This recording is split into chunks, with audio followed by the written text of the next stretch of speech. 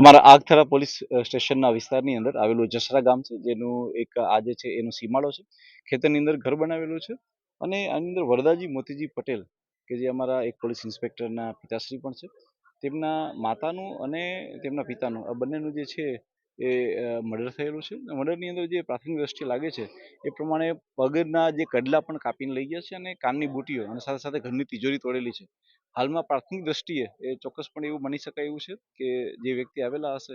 તેણે ચોરી અને લૂંટના આશયથી આ ઘટના કરેલી છે, કારણ કે એમના ગળામાં પહેરવાના અને કાનમાં પહેરવાના સાથે સાથે પગમાં પહેરવાના ઘરેણાને બી કાપીને લઈ ગયા છે એવું છે. અમે અલગ અલગ મોડસ ઓપરેન્ડી ઉપર કામ કરી રહ્યા છીએ કે આ પ્રકારના અંજામ કેવા પ્રકારના લોકો આપતા હોય છે,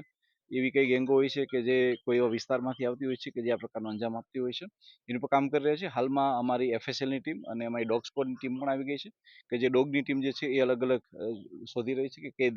દિશામાંથી આવા જે છે એ લોકો આવ્યા હશે. અમે તમામ એંગલો ઉપર વર્ક રાખીને કામ કરી રહ્યા છીએ અને મને વિશ્વાસ છે કે અમારી LCB SOG અને અમારી સ્થાનિક ટીમ જે છે એ ટૂંક જ સમયમાં આ હત્યાના ભેદને ઉકેલી નાખશે.